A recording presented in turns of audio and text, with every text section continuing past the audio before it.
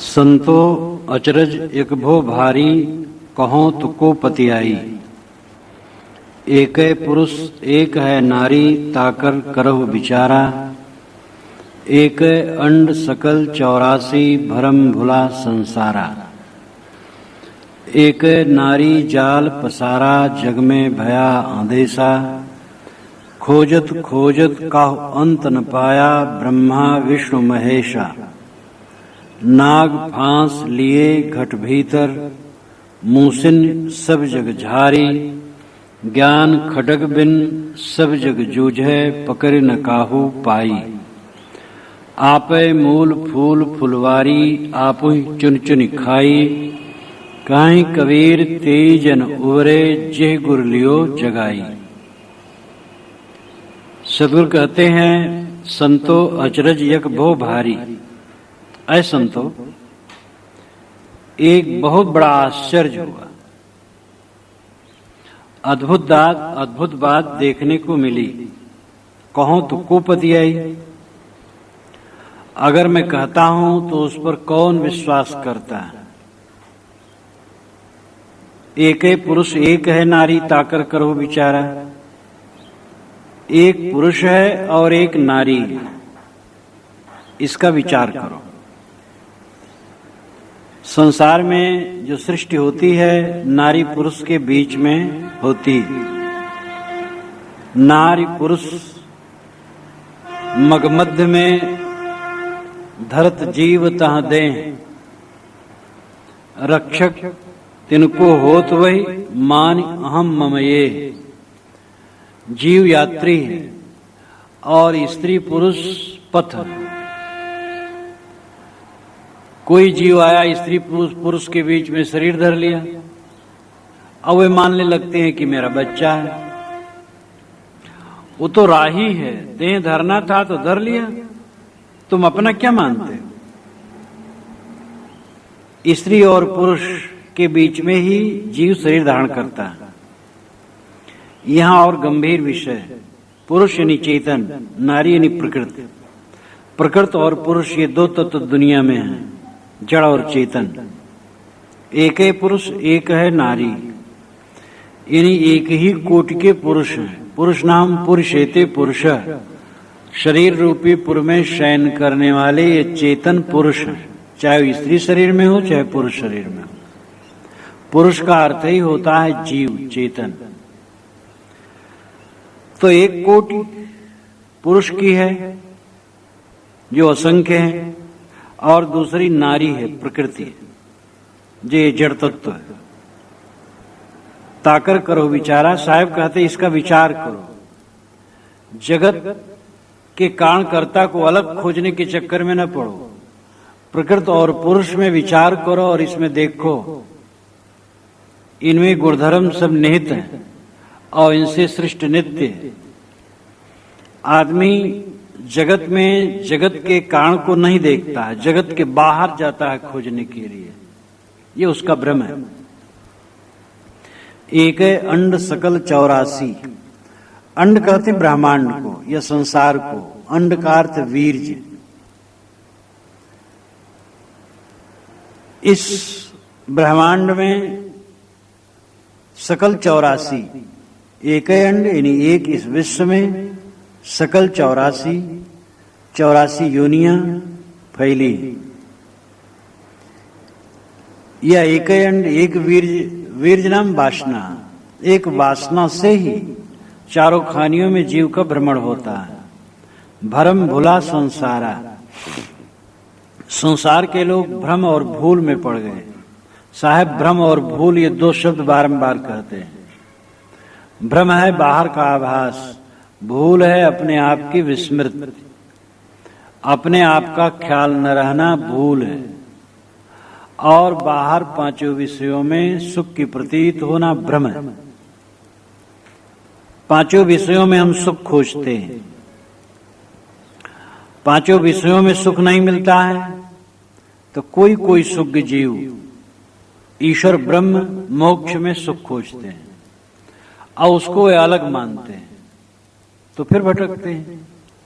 ईश्वर ब्रह्म मोक्ष ये अलग नहीं, आपका स्वरूप ही स्वभावतः मुक्त रूप है। जितने विकार हैं सब आरोपित हैं।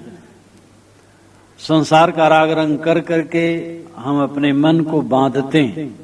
न बांधें तो कोई बंधन नहीं। जीव का स्वरूप स्वभावतः मुक्त ही है। वो मुक्त ही को मुक्त करना है। स्वभावतः बंधन में होता, स्वभावतः बंध होता हो तो मुक्त किया ही नहीं जा सकता। कोयला होए न उजरो सोमन साबुन लाए। सोमन साबुन लगा करके भी कोयला उजला नहीं होता।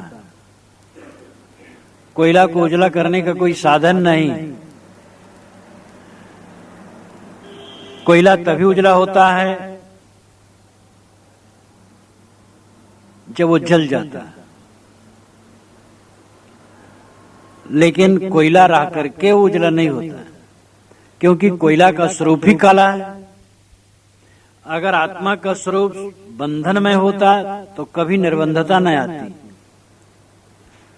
क्रोध एक आवरण है, काम एक आवरण है, मोह एक आवरण है। अपने को न समझ करके आवरण आते हैं। एक नारी जाल पसारा जग में भया अंदेशा। एक नारी ने जाल फैलाया और जगत में अंदेशा हुआ, भ्रम हुआ, भ्रांति हुई। नारी का अर्थ है यहां कल्पना। नारी प्रकृति को कहते हैं और मन की कल्पना को कहते हैं। बीजक भर में नारी या माया के ये दो अर्थ होते हैं। ये प्रकृति नारी है और मन का मोह नारी है। मन की आसक्ति नारी है।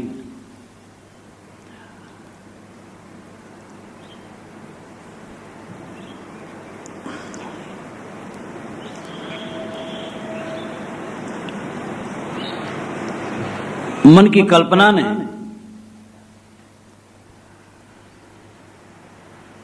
भ्रम फैलाया, जाल पसारा। मन की कल्पना से आदमी डामाडोल होता है। जग में भया अंदेशा, और जगत में एक अंदेशा हुआ कि हमारा सुख कहीं बाहर है।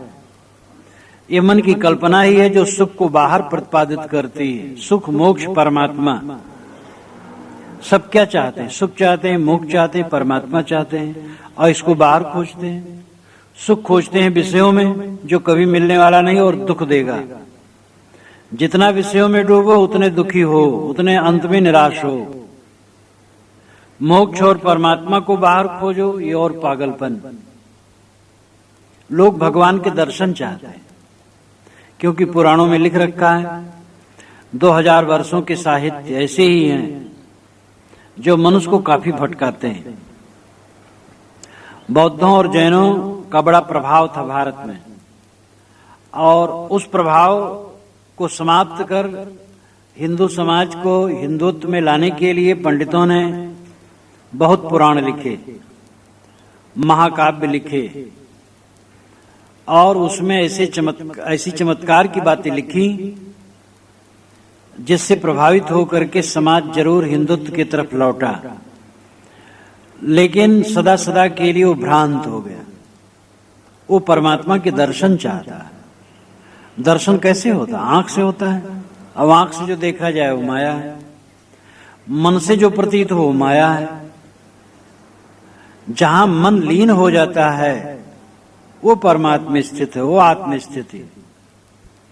और जहां मन का प्रपंच है वहां आत्मस्थित कहां है? तो ये मन की लीला, जितना भगवान का रूप गढ़ो, ये मन का चित्र है। जहां मन समाप्त हो गया बस अपने आप स्वयं है। साहब कहते हैं जग में भया अंदेशा, जगत में लोगों को अंदेशा हुआ कि परमात्मा कहीं है लोक लोकांतर में, बाहर कहीं है, खोजने से मिलता है, तपस्या करने से मिलता है। राजस्थान में एक महात्मा, वैष्णव महात्मा, रोज कथा कहते थे, उद्वेग में आ गए और उन्होंने कहा कि अमुक तारीख को अगर भगवान दर्शन नहीं देगा तो हम जल मरेंगे। घोषणा कर दिया उन्होंने। और वो दिन आया तो लोग आए तो उनको हटा दिए, लेकिन एक दो रह गए। और पास में सामने ही सूखी लकड़ी खूब थी। उन्होंने जोर से पुकारा, भगवान कहीं हो तो हमें दर्शन दे, नहीं तो हम जल मरेंगे।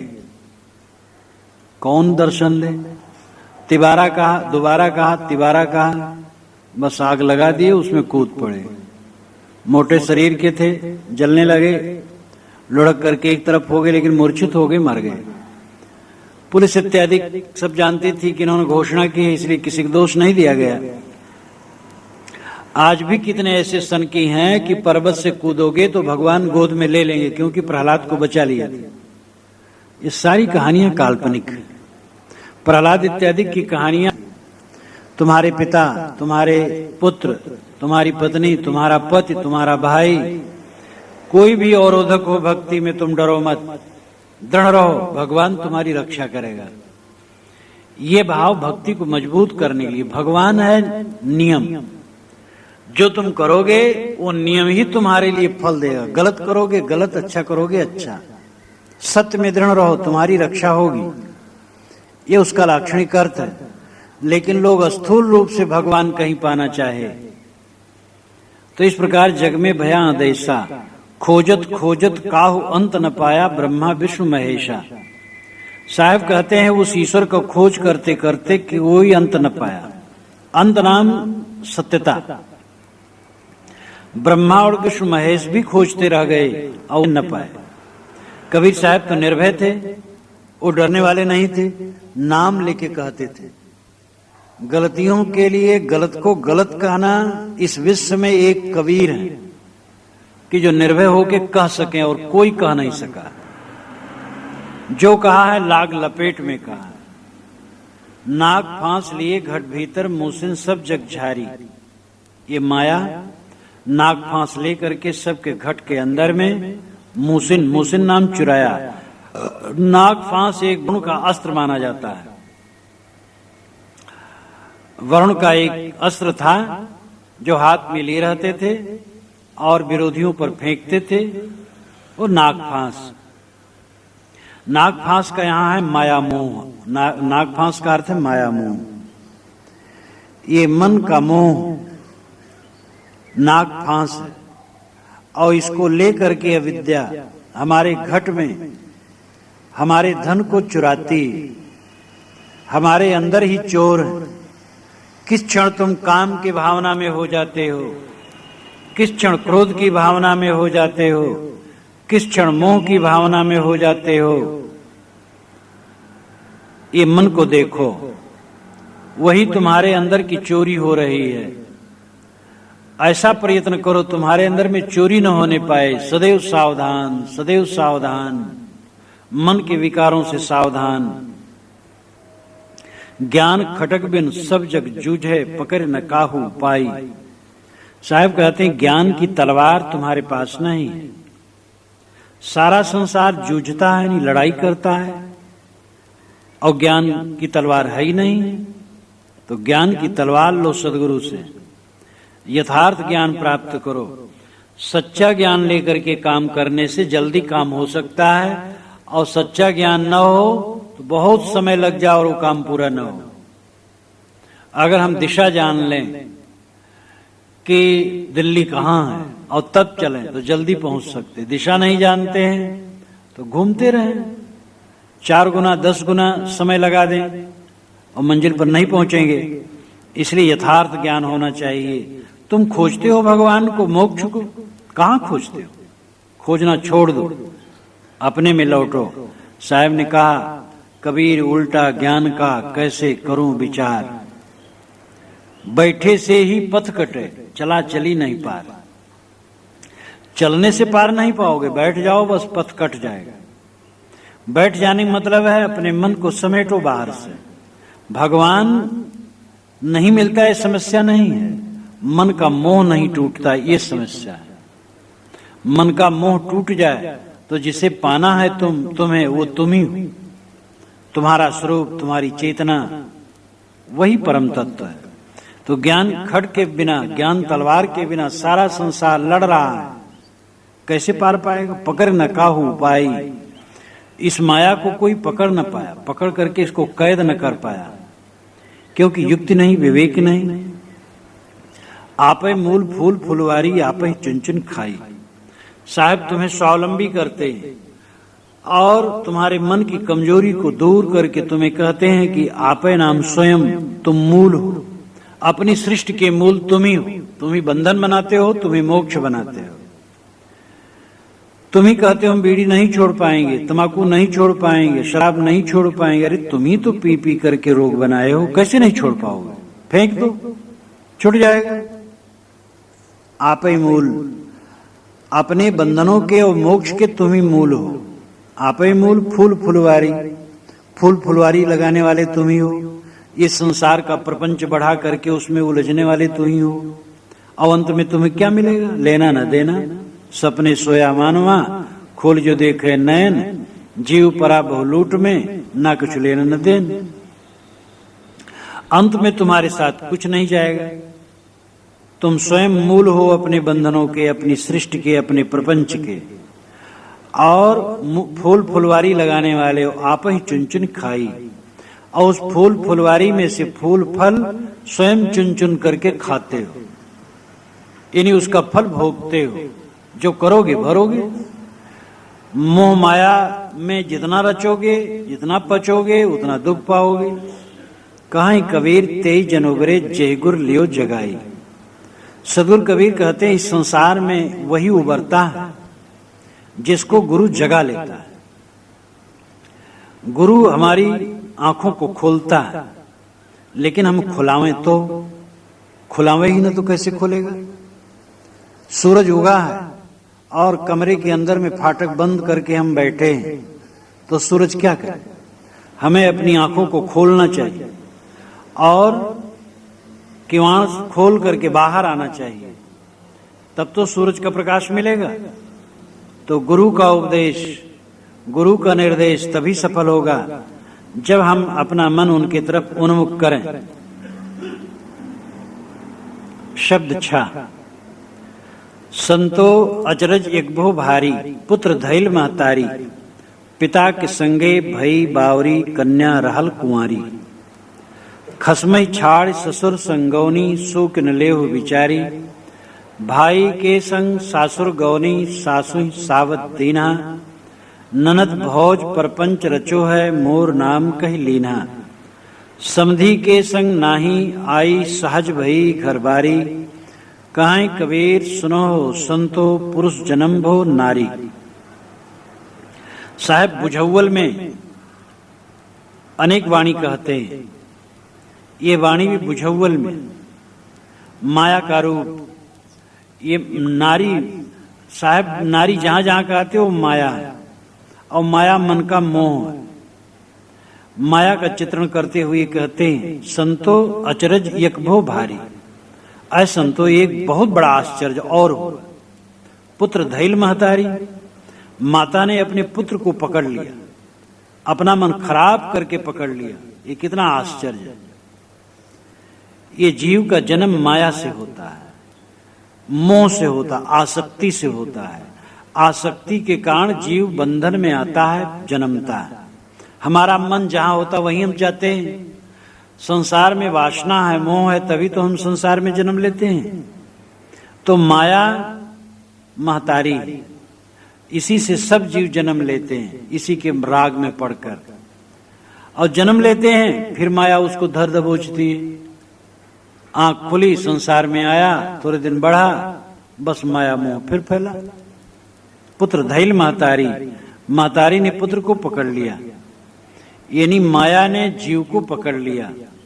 या दूसरे तरह भी कह सकते हो, पुत्र धैल महतारी, पुत्र ने माता को पकड़ लिया, यानी जीव ने माया को फिर पकड़ लिया। जिससे वो जन्मा था, जिस कारण से उसका जन्म हुआ था, फिर उसी में फिसल गया। ये सब व्यंग है, और व्यंग से मन और तिलमिला उठता है। कबीर साहब व्यंग कहना खूब जानते हैं। व्यंगात्मक उपदेश बड़ा करारा होता है। पिता के संगे भई बावरी, कन्या रहल कुंवारी। अब माया तो माता के रूप में, अब कन्या के रूप में कहते हैं साहब। कन्या पैदा होती है पिता से, जीव ही से तो माया पैदा होती है। जीव ही तो कल्पना करके मोह बनाता है। तो माया मानो जीव की कन्या है, लेकिन ये पिता के संग में बावरी बन गई, पगली हो गई। यानी मन का मोह जीव के साथ में पगली बन गई। कन्या रहल कुंवारी, और ये कुंवारी ही रह गई जिंदगी भर, सदा के लिए कुंवारी। बीजक में कई जगह इसके लिए कहा गया है कि ये कुंवारी रह गई। कुंवारी इसलिए रह गई क्योंकि इसको पूर्ण रूप से कोई अपना न कर पाया। ये वसुधा काहू की न भई। हम जमीन अपने नाम से लिखवाते हैं और अनेकों लोग लिखवाते हैं, करोड़ों लोग लिखवा लिखवा करके चले जाते हैं और जमीन वहीं रहती है। अनेकों लोग मकान बनवाते हैं, मकान ढह जाते हैं और वे भी मर जाते हैं, और ये अनाद काल से संसार ऐसे चलता रहता है। तो माया किसी की नहीं होती है। कहते हैं कि माया गई एक महात्मा के पास और कहे तुम उससे शादी कर लो। महात्मा ने कहा कि तुम्हारी उम्र क्या है? कि मेरी उम्र तो कोई पता नहीं, अनादि काल की हूं, सदा की हूं। कहे तो तुम्हारी शादी आज तक नहीं हुई? कहे नहीं हुई। कि क्यों नहीं हुई? उसने कहा कि जिसको मैं चाहती हूं वो मुझे नहीं चाहते, और जो मुझे चाहते हैं उसको मैं नहीं चाहती हूं। संसारी लोग मुझे चाहते हैं तो मैं उनको नहीं चाहती, इसलिए शादी नहीं हुई। मैं महात्मा को चाहती हूं और महात्मा मुझे नहीं चाहते, इसलिए मैं कुंवारी रह गई। तो महात्मा ने कहा मैं भी नहीं चाहता, तो लज्जित होकर चली गई। ये समझाने का तरीका है। तो माया कुंवारी बनी है सदा से, क्योंकि ये किसी की हुई नहीं, किसी की पत्नी नहीं बन पाई। पिता के संगे भई बावरी कन्या रहल कुंवारी। ये माया कन्या, जीव की कन्या ने, जीव ही ने बनाया इसको, और उसी के साथ पगली हो गई। यह जीव उसके साथ पागल हो गया, और माया सदैव कुंवारी है। खसमई छाड़ ससुर सिंगवनी सुकन ले हो बिचारी। साहब का खसम नाम पति, खसम फारसी भाषा का शब्द है, और खसम का अर्थ पति होता है, शत्रु भी होता है। और संस्कृत के अनुसार खसम का अर्थ होता है आकाश के समान, ख नाम आकाश, और सम नाम समान, आकाश के समान स्वच्छ। यहां खसम है पति, जीव पति है, और माया पत्नी, खसमई छाड़। ये माया यानी मनोवृत्ति, मनोवृत्ति माया है। और मनोवृत्ति अपने पति, अपने आत्मा स्वरूप पति को छोड़ करके ससुर के संगोनी, ससुर का मतलब अहंकार। मनुष्य की मनोवृत्ति आत्मा में न लीन हो करके अहंकार में लीन होती है। खसम पति आत्मा, ससुर अहंकार। तो ये मनोवृत्ति रूपी जो माया है, ये आत्मलीन हो जाए तो शुद्ध हो जाए, आत्मलीन नहीं होती है, ये अहंकार में लीन होती है। सुकुन ले हो बिचारी। साहब कहते इसको तुम क्यों नहीं विचारते हो कि तुम्हारा मन अहंकार में डूबा रहता है, आत्मा में नहीं डूबता है। तुम आत्मा में लगाओ, अहंकार में नहीं। भाई के संग सासुर गवनी सासुई सावत तीना। कोई लड़की थी, अपने भाई के साथ ससुराल गई, और सास वहां सावत बन गई उसकी। सब उल्टा पलटा। भाई अज्ञान है, माया और अविद्या का भाई अज्ञान है, और मनुष्य की मनोवृत्ति भाई के साथ, अज्ञान के साथ सासुर गवनी संसार में आई। यानी मनुष्य की जो मनोवृत्ति है वो अज्ञान के साथ में संसार में रहती है, सदैव अज्ञान में डूबी रहती है और सांसारिकता में डूबी रहती है। सासुई सावत दीना, फिर सास उसको मिल जाती है, वो सोत बन जाती है। सास वह संशय, संदेह, वह सवत बन जाती है, पीड़ा देने वाली बन जाती है। ननद भौज परपंच रचो है मोर नाम कह लीना। ननद और भौज का झगड़ा जगत प्रसिद्ध है। ननद भौज का तो पुस्तक भी ननद भौज की बनी है, और उसमें गीत है। अब आपस में झगड़ा का वर्णन है, जगत प्रसिद्ध है ननद भौज का झगड़ा। ननद भौज का अर्थ है राग द्वेष। राग द्वेष मिल करके ही प्रपंच बनाते हैं। प्रपंच का मतलब विस्तार, प्रपंच का मतलब उलझन, प्रपंच का अर्थ है जिसमें जीव दुख पावे। तो ननद भौज मिल करके प्रपंच रचते हैं, यानी राग द्वेष मिल करके प्रपंच रचते हैं। चित्त में जितने राग द्वेष होंगे उतना आदमी उलझा होगा। मोर नाम कह लेना, जैसे दो स्त्रियां लड़े तो एक कहे तुम हमारा नाम लेके काहे गाली दियो, तो दूसरा कहे तुम हमारा नाम काहे ले, बस झगड़ा। मोर नाम कह लेना यानी अहंता ममता। राग द्वेष अहंता ममता से होते हैं। अहंता ममता पूर्वक राग द्वेष करके सारे प्रपंच बढ़ते हैं। राग छोड़ो, द्वेष छोड़ो, अहंता ममता छोड़ो, तभी शांति मिलेगी। समधि के संग नाही आई सहज भई घर बारी। समधि के संग में नहीं आई और सहज ही घरवारी हो गई। समधि कहते हैं जिसकी बुद्धि सम हो, धी नाम बुद्धि, सम नाम समान, एक परनिष्ठित अखंड, जिसकी बुद्धि सम है, शांत है, समाधिलीन है, उसकी बुद्धि समधि। समधि के संग नहीं आई, ये जो मनोवृत्ति है ये समधि के संग में नहीं आई, स्थिर बुद्धि के नहीं आई, शांत अवस्था में नहीं आई, सहज भई घर बारी, सहज गंवारू, सांसारिक मोह माया को लेकर के घर बारी बन गई। यानी जब जीव देह धरा तो था तो स्वभाव से स्वच्छ, लेकिन माया मोह में लिपटता चला गया। चींटी चावल ले चली, बीच में मिल गई दार, कहें कबीर संशय पड़ा एकले दोजी डार। चींटी चावल लेके चली, इतने में दाल मिल गई, अब वो रुक गई, दाल का मोह हो गया। इतने में कबीर साहब आ गए तो उन्होंने कहा अरे चींटी एक ले दूसरे छोड़, चाहे चावल ले चाहे दाल, दोनों में से एक ही बनेगा, दोनों नहीं बने। तो ये जीव स्वच्छ स्वभाव से स्वच्छ संसार में आया और यहाँ एक एक माया मोह लगता चला गया। अब मोक्ष भी चाहता है और माया मोह भी करना चाहता है, भोग भी चाहता और शांति भी चाहता, कैसे दोनों मिले? एक ले दो जीडार, एक लो दूसरे को छोड़ो। तो समधि के संग नहीं आई, ये हमारी मनोवृत्ति समधि के संग, स्थिर बुद्धि के संग नहीं आई और सहज भई घरबारी, सहज दुनियादारी बन करके आई। रात दिन दुनिया में उलझी उलझी, हरदम दुनियादारी दुनियादारी। कहें कबीर सुनो संतो पुरुष जन्म भो नारी। सदगुरु कबीर कहते हैं कि ऐ संतो सुनो, ये नारी का जन्म पुरुष से ही हुआ। पुरुष जन्म भो नारी, ये जो नारी है माया है, मोह है, आसक्ति है, इसका जन्म पुरुष से हुआ, यानी चेतन से हुआ। तू ही ने रचा इस माया को, तूने ही ममता बढ़ाई और तू स्वयं इसमें उलझा। तंबाकू खाने की आदत बना ली, अब उसमें उलझ रहे हो। पान खाने की आदत, सिगरेट पीने की आदत, चाय पीने की आदत, शराब पीने की आदत, बीड़ी पीने की आदत और इंद्रियों को उत्तेजित करने की आदत, बिला वजह संकल्प करके मन को खराब करने की आदत, ये सारी गंदगी बटोर ली। ये गंदगी कौन बटोरा? तुम ही बटोरे और तुम्ही को छोड़ना पड़ेगा, कोई भगवान छोड़ा नहीं देगा। ये बहुत बड़ी भ्रांति है दुनिया में। ऊपर वाला कृपा कर देगा, सब ठीक हो जाएगा। ऊपर वाला तो सदा से है, आपके ऊपर कहाँ कृपा हुई? अनाज काल का समय बीत गया। और पक्षपाती है जो किसी पर कृपा कर दे किसी पर न करे। तुम्हारे पुरुषार्थ का फल है।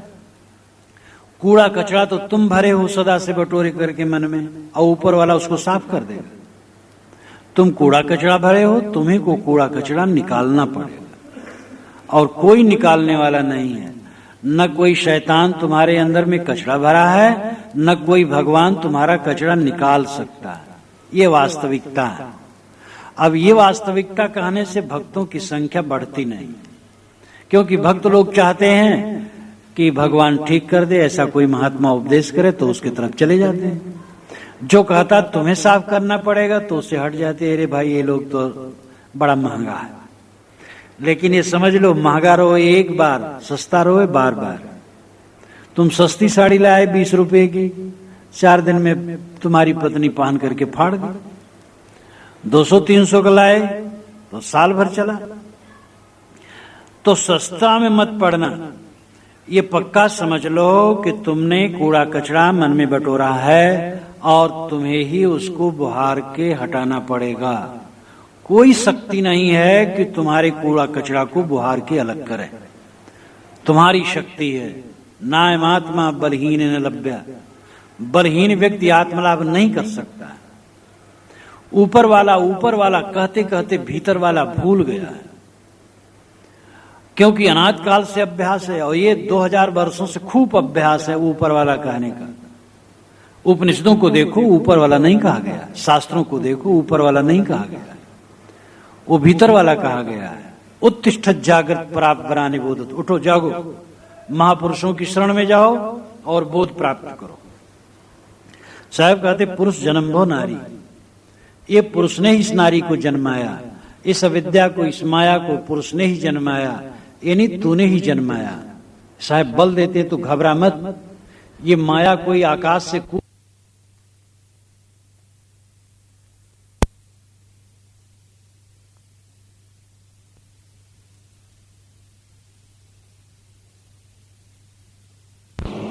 तुम अकेले बैठे हो और ठीक ठाक है, इतने में देह का अभिमान मन में आ गया। स्त्री की कल्पना कर ली, या स्त्री है तो पुरुष की कल्पना कर ली, अब काम बेकार आ गया।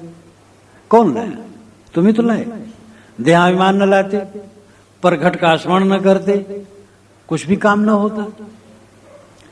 तुम ही बनाते हो माया को, नारी को तुम ही जन्म देते हो, यानी माया को, आसक्ति को, दुर्बलता को तुम ही जन्म देते हो और तुम ही इसको निवृत्त कर सकते हो।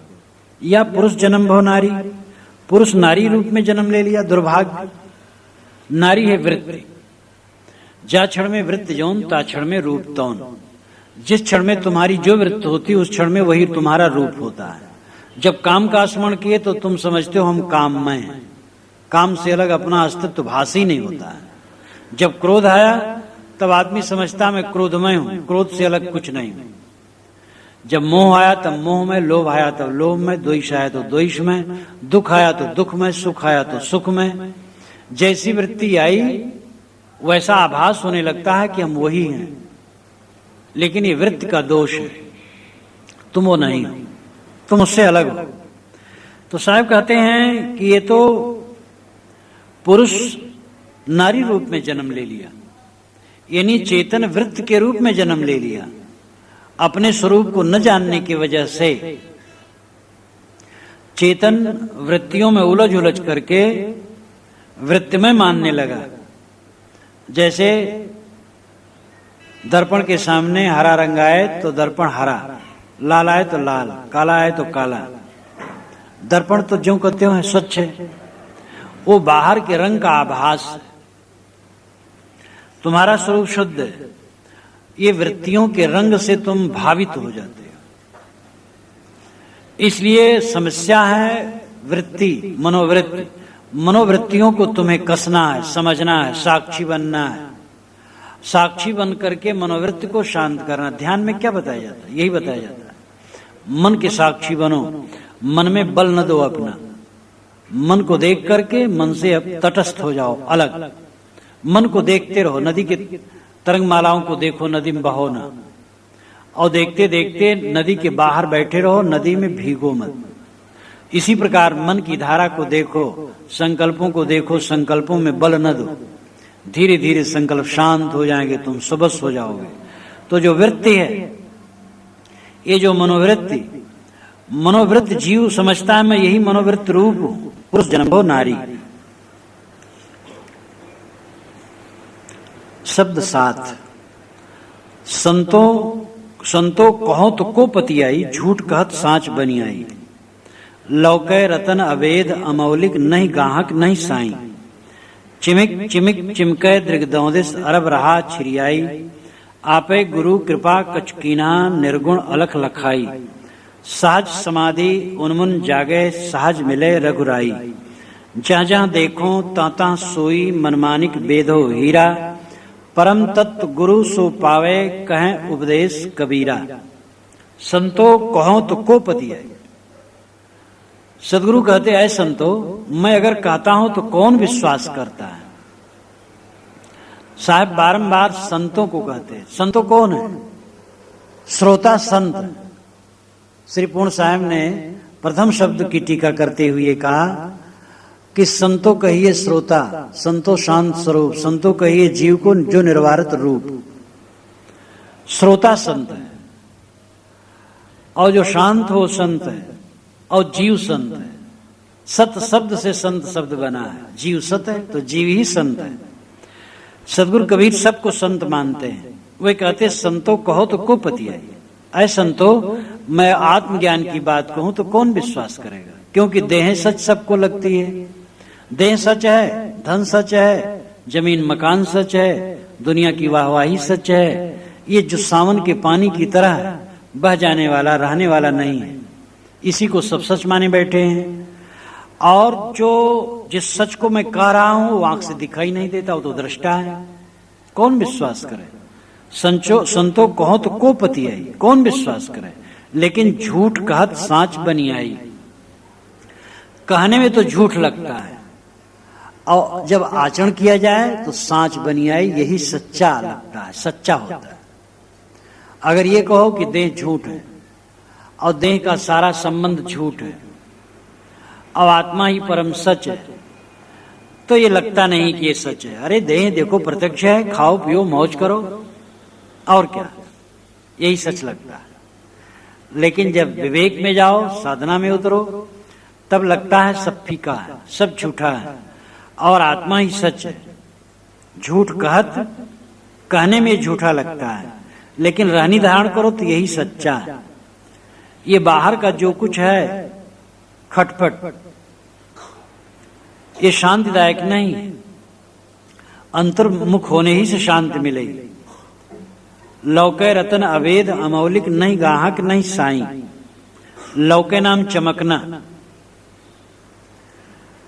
ये पूर्वी पश्चिमी बिहार और पूर्वी उत्तर प्रदेश के बीच में लौके कहते हैं। गोरखपुर, देवरिया, सिवान, भोजपुर क्षेत्र में कहे वो गांव कहाँ है भैया? तो को लौकाला, वो सामने लौकाला। जब मैं गया धनौती तो एक संत से कहा, साहब वो जो मकान है वो किसका है? कहे साहब वो मठिया लौकाला। यही मठिया का मठिया है, वो मठिया लौकाला, यानी मठ चमक रहा है। तो लौके साहब भारत भर में घूमते थे, भारत के बाहर भी, लेकिन उनका खास क्षेत्र था बनारस से गोरखपुर का बिच्चा, जो भोजपुरी भाषा से प्रभावित है। ऐली गैली तहिया में अछलो मन बैरागी, तजले में लोग कुटुम्ब राम लागी, ये भोजपुरी भाषा का लटका है। ऐसे लौके चमकता, लौके रतन अवेद अमौलिक, नहीं गाहक नहीं साई। साहब कहते जिसके लिए मैं कहना चाहता हूं वो रतन है, वो रतन आत्मा है, चेतन है, वो तुम्हारा स्वरूप, वही तुम हो। वो चमकता है ज्ञानमय, वही निकल जाता है तो गुरु गुरु नहीं, साधु साधु नहीं, माता माता नहीं, पिता पिता नहीं, भाई भाई नहीं, सेठ सेठ नहीं, गरीब गरीब नहीं, राजा राजा नहीं, प्रजा प्रजा नहीं। उसके निकल जाने पर सब कहते मिट्टी पड़ी, गाड़ देते हैं, फूंक देते हैं, फेंक देते हैं, कोई दया माया नहीं। तो ये जो रतन लौक रहा है सबके अंदर में, आत्मा रूपी हीरा चमक रहा है, ये अभेद है। अभेद नाम इसको बेधा नहीं जा सकता, अखंड है, अमौलिक है, इसकी कोई कीमत नहीं है, पैसा दे करके इसको खरीदा नहीं जा सकता है। नहीं गाहक नहीं साई, इसका न तो कोई ग्राहक है न कोई खरीदार है, स्वामी, क्योंकि इसको बाहर से कोई क्या खरीदेगा? और इसका मालिक कौन है? इसका कोई मालिक नहीं, इसका कोई खरीदार नहीं, ये स्वयंभू है, स्वयं। नहीं गाहक नहीं साई, चिमिक चिमिक चिमके दृगदहोदिस अरब रहा छिरियाई। चिमिक चिमिक चिमके दसों दिशाओं में चमचम चमकर के चमकता है। दसों दिशाएं, पूर्व पश्चिम उत्तर दक्षिण, ये 4 दिशाएं, और चारों दिशाओं के चारों कोण, और ऊपर और नीचे 10 दिशाएं। 10 दिशा 10 इंद्रियां, आंख, नाक, कान, चाम, जीभ, हाथ, पैर, टट्टी पेशाब की जगह और मुख। ये 5 ज्ञान इंद्रियां, 5 कर्म इंद्रियां, 10 दिशाएं, और आत्मा का प्रकाश, जीव का प्रकाश 10 दिशाओं में चमकता है। आंख से देखता है, कान से सुनता है, जीभ से चखता है, रस जीभ से रस लेता है, त्वचा से छूता है, मन से सोचता है, हर इंद्रिय से बाहर का व्यवहार करता है। तो 10 दिशाओं में यानी समस्त इंद्रियों द्वारा ये चेतन का प्रकाश ही सर्वत्र विकीर्ण होता है। जैसे एक कमरे में बिजली जल रही हो, झरोखों से बाहर प्रकाश फैल रहा हो, इस शरीर के अंदर में चेतनात्मा जो ज्ञान स्वरूप है, विद्यमान है, और इंद्रियों द्वारा बाहर प्रकाश फैलता है। अरब रहा छिरियाई, अरब एक संख्या है, और धन दौलत के लिए है, यहाँ आत्मा ही धन है। तो आत्मा ही मानो महान संपत्ति है, अरब खरब के तुल्य। और छिरियाई नाम फैलना, उसी का ज्ञान प्रकाश सर्वत्र फैल रहा है। गुरु कृपा कछ कीन्हा, निर्गुण अलख लखाई। साहब कहते आपे नाम स्वयं गुरु सदगुरु ने कृपा की, कुछ कृपा कर दी मेरे ऊपर, और जो निर्गुण है और अलख है उसको लखा दिया। आत्म तत्व निर्गुण है, सगुण है, सगुण निर्गुण दोनों है, और सगुण निर्गुण से परे है। ये व्याख्या की जाती है, और सब व्याख्या सच है। शब्दों में न उलझे, विचार करें। आत्मा, ब्रह्म, राम, अनेक शब्दों में जो कहा जाता है वो मनुष्य के अंदर का अस्तित्व सार है। जो मनुष्य के अंदर में अस्तित्व है चेतना का, वही ब्रह्म है, वही राम है, वही परमात्मा है, वही आपका आपा है, आपका होना है। और वो निर्गुण है, सत रजतम, तीनों गुणों से परे है। प्रकृत जगत और मनोमय जगत 2 जगत है। प्रकृत जगत ये जड़ जगत है, इसमें क्रिया रज है, निर्माण होता है पदार्थों का, फूल खिलते हैं, वनस्पतियां उगती हैं, तमाम सृष्टि में निर्माण होता है, रज है। इसकी पुष्टि होती है सत है, इसका क्षय होता है तम है। तो प्रकृति में रज सत्तम ये तीनों गुण वर्तमान करते हैं। दूसरा जगत मनोमय है, मन है, मन में इच्छा क्रिया रज है, ज्ञान प्रसन्नता शांति सत है, आलस निद्रादि तम है। तो मनोमय जगत और भौतिक जगत ये दोनों जगत त्रिगुणात्मक है, लेकिन शुद्ध चैतन्य जो आपका स्वरूप है वो ये सबसे परे ज्ञान मात्र शांत स्वरूप है। इसलिए वो निर्गुण है, वो सगुण भी है, क्योंकि ज्ञान है, ज्ञान उसमें गुण है, तो ज्ञान तो सगुण हुआ, क्योंकि ज्ञान गुण है। जो सत्तावान है उसमें कुछ गुण होता है, और ज्ञान ही जीव का गुण है, इसलिए वो सगुण है। और सगुण निर्गुण दोनों है, क्योंकि ज्ञान गुण युक्त है तो सगुण है, और प्रकृति के तीनों गुणों से परे इसलिए निर्गुण है, तो दोनों है। और सगुण निर्गुण से परे भी है, क्योंकि निर्गुण तो सगुण तो है नहीं, ये तीनों गुण जो सतरजतम है ये उसमें है नहीं, इसलिए सगुण से परे है। और निर्गुण से परे है, निर्गुण का अगर अर्थ शून्य माना जाए तो शून्य से परे है, वो सत्तावान है। इसलिए शब्द में न उलझे। कोई कहे आत्मा सगुण है, ब्रह्म सगुण है, निर्गुण है, तो इसमें झगड़ा न करे, विवेक करे, वास्तविकता क्या है, शब्दों में न उलझे। तो जो आपकी सत्ता है, आपकी आत्मा है, वो निर्गुण है। निर्गुण अलख लखाई। साहब कहते हैं जो निर्गुण है तीनों गुणों से है, अलख जो देखने में नहीं आता किंतु देखता है, देखने में नहीं आता है, देखता है। आपकी आंखें देखने में नहीं आती किंतु वो देखती है। लेकिन कोई कह दे कि तुम्हारी आंखें नहीं है तो झगड़ा कर लोगे। आज तक आपने अपनी आंखों को नहीं देखा और फिर भी मानते हो कि हमारी आंखें हैं। कैसे आंखें? जो देखे नहीं तो कैसे मान ले आंखें? क्योंकि दुनिया को देखते हो, इसी प्रकार अपनी आत्मा को कोई नहीं देखता है, लेकिन दुनिया को जानते हो तो कौन जानता है? आत्मा ही तो जानता है। सबसे सच्चा ज्ञान, उज्जवल ज्ञान, प्रकाश स्वरूप ज्ञान आत्मज्ञान है। और ज्ञान परतः है, आत्मज्ञान स्वतः है, मैं हूं। इसमें दो राय नहीं। बाहर का ज्ञान इंद्रियों द्वारा होता है, बाहर ज्ञान पर प्रत्यक्ष है, आत्मज्ञान स्वयं प्रत्यक्ष है। तो इसलिए सदगुरु ने जो निर्गुण चेतन तत्व था और अलग था, उसको लखाया, समझाया कि सबके लखने वाले तुम। जनक की सभा में जब विद्वानों ने झगड़ा शुरू कर दिया, जनक ने 1000 गायें, सबके सींग में 4-4 भार सोना, तोला सोना, 4-4 तोला सोना, एक सींग में बांध करके 1000 गायें सभा में जनक ने मंगवाया और कहा जो ब्रह्मज्ञानी हो ये गायों को ले जा और मुझे ब्रह्मज्ञान दे। तो किसी की हिम्मत नहीं हुई। याज्ञवल्क्य ने अपने शिष्यों से कहा कि हाँको गायों को, हाँकवा दिए। सब जितने ज्ञानी थे सब भड़बड़ा उठे, आप बहुत बड़े ब्रह्मज्ञानी हैं। याज्ञवल्क्य ने कहा मैं ब्रह्मज्ञानी नहीं हूं, मैं तो ब्रह्मज्ञानियों का नमस्कार करता हूं, मुझे गायों की जरूरत है इसलिए हाँकवा लिया। ये और व्यंग हो गया। तो अब बस उठ करके लोग प्रश्न करना शुरू किए। पहले जनक के पुरोहित ने प्रश्न किया, फिर अनेक लोगों ने प्रश्न किया। एक ने प्रश्न किया कि दिखाओ आत्मा को, तुम बड़े भारी ज्ञानी हो, दिखाओ ना आत्मा को। तो याज्ञवल्क्य ने कहा कि जो सबको देखता उसको कैसे दिखाएं, जो सबको जानता उसको कैसे जनाएं। तुम ही तो देखने वाले हो, तुम ही तो जानने वाले, क्या तुम नहीं हो?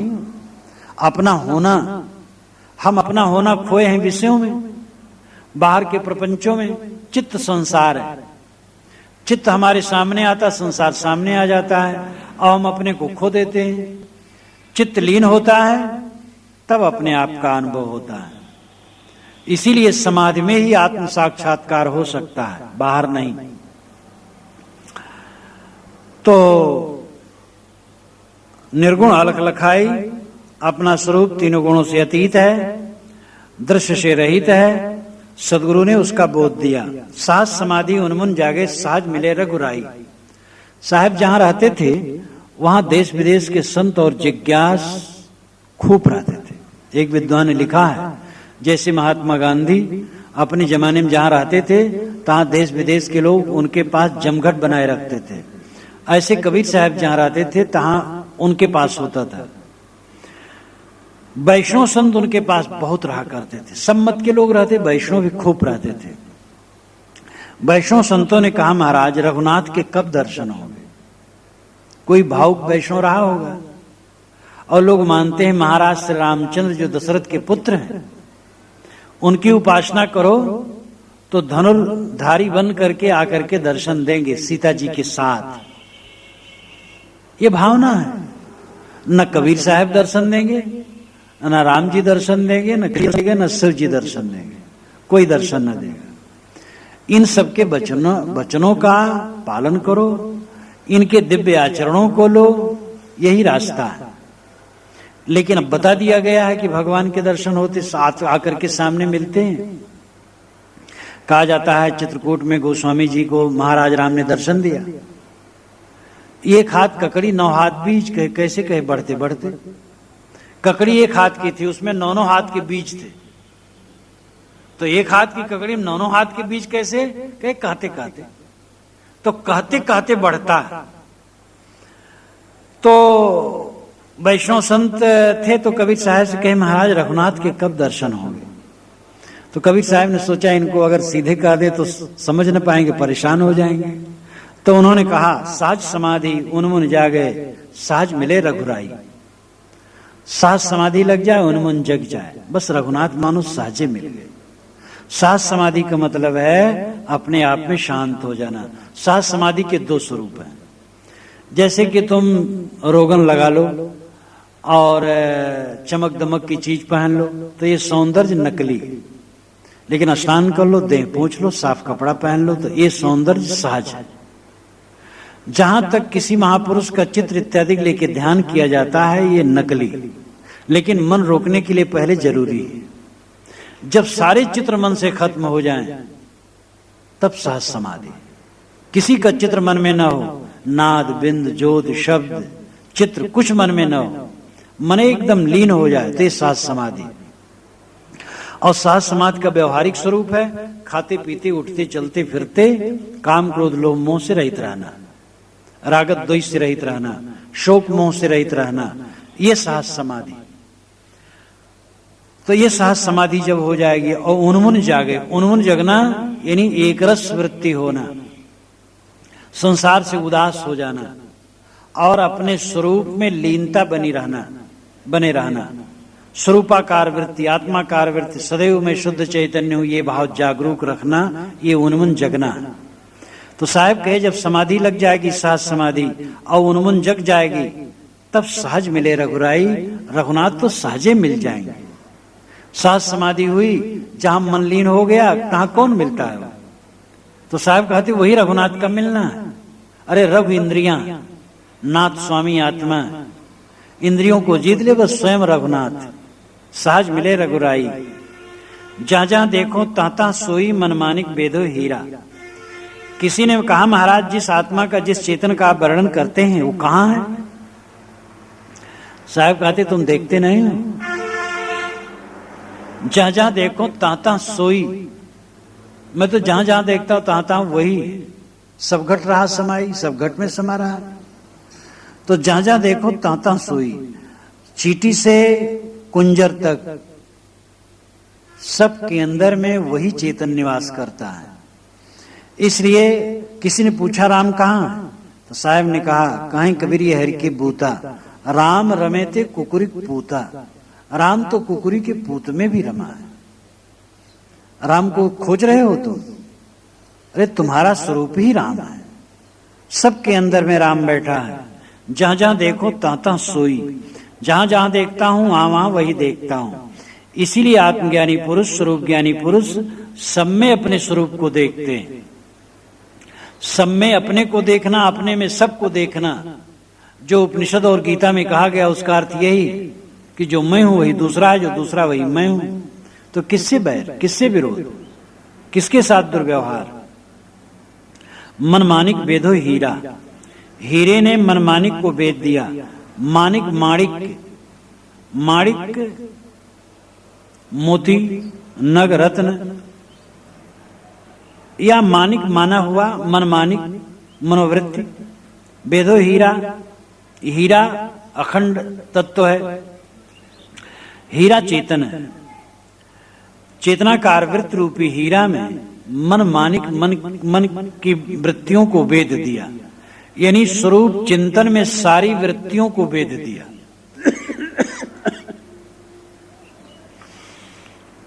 मन की सारी वृत्तियां आत्माकार बन गई, स्वरूपाकार बन गई।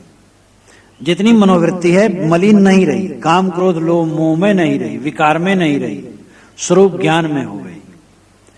इस आत्म चिंतन रूपी हीरा में मन की मानिक, मन की मड़ियां, जैसे मड़ियां होती हैं और सूत में गुथी होती हैं, एक सूत में हजारों मड़ियां गुथी हों, ऐसे स्वरूप ज्ञान रूपी सूत में मन की मड़ियां, मन की वृत्तियां गुथ गईं। अभिप्राय है जो साधक है वो सदैव स्वरूपाकार वृत्ति में रहता है, आत्मचिंतन में रहता है, देहाकार वृत्ति से दूर रहता है। मन मानिक बेदो हीरा, परम तत्व गुरु सो पावे कहें उपदेश कबीरा। सदगुरु कबीर अथवा दुनिया के जितने जागरूक संत हुए हैं सब ने यही बताया है, परम तत्व गुरु सो पावे। परम तत्व गुरु से मिलता है। मिलता है क्या? गुरु कहीं से उठा के कुछ दे देता है या अपने हृदय से निकाल के कुछ दे देता है? देता होता कुछ नहीं। वो बताता है कि जो मैं हूं वही तू है, तेरे को अलग से कुछ पाना नहीं। दीपक से दीपक जलाने की बात यही। हमारे घर में धन गड़ा था, लेकिन हम जानते नहीं थे, वो गरीब थे, भूखमरी में परेशान थे। कोई शोधने वाला आ गया और शोध करके बताया अमुक कमरे में इतने रुपए गड़े। मैंने खोदा और एक कलश मिला और सोने के सिक्के, माला माल हो गया। तो देने वाले ने दिया नहीं, मेरा ही धन था और मेरे ही धन को बताया, लेकिन मेरा धन होते हुए भी मेरा धन नहीं था। देने वाले ने नहीं देते हुए मानो दिया, क्योंकि मैं नहीं जानता था तो मेरा धन कहां था। यद्यप मेरा धन था लेकिन फिर भी मेरा नहीं जैसा था।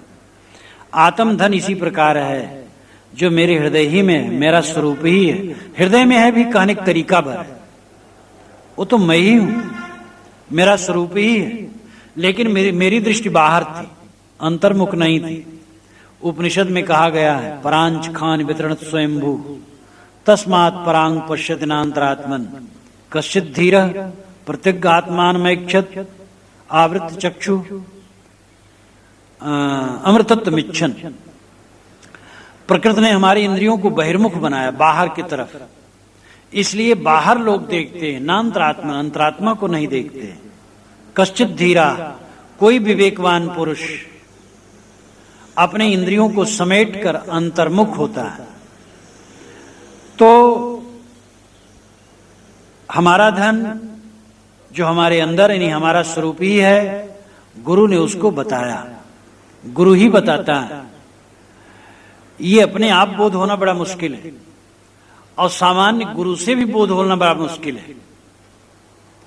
जो रहनी में हो, जो साधना में हो, जिसकी वाक शक्ति भी पूर्ण हो, यानी कोई बात नहीं बहुत व्याकरण निष्ठ हो, लेकिन वो खोल के समझा सके, चाहे देहाती भाषा में हो, टूटी फूटी भाषा हो, ठीक से समझा सके और रहनी में भी रहता हो, उसका अनुभव करता हो। आप वही खारी खाते हैं, बेचत फिरे कपूर, दूसरे के लिए कपूर बेचते, अपना नमक खाते हैं। तो साहब ने तो इसका निषेध किया है। उन्होंने कहा भाई पूर्ण गुरु वही है कि जिसका आचरण हो, जिसकी रहनी हो और बता भी सके, वाणी से भी बता सके। तो परम तत्व गुरु सो पावे कहे उपदेश कबीरा। सदगुरु कबीर या दुनिया के महापुरुष यही बताते हैं कि गुरु से ही परम तत्व का बोध होगा। पावे का मतलब बोध पाना, वस्तु पाना नहीं। हमें परम तत्व की प्राप्ति गुरु से हुई, इसका मतलब परम तत्व का बोध गुरु से होगा। परम तत्व कहते हैं अंतिम तत्व, तत्व कहते हैं अपरिवर्तित वस्तु को। जड़ और चेतन दो तत्व है, जड़ परिवर्तित है और चेतन अपरिवर्तित है, लेकिन जड़ तत्व परिवर्तित होते हुए भी नित्य है, इसलिए वो भी तत्व है। चेतन अपरिवर्तित है, नित्य निर्विकार है। तत्व कहते हैं अंतिम सत्ता को। तो स्वसत्ता और पर सत्ता दो सत्ताएं, अध्ययन के दो विषय हैं, स्व और पर। स्व खुद आत्मा है और पर ये प्रकृति है।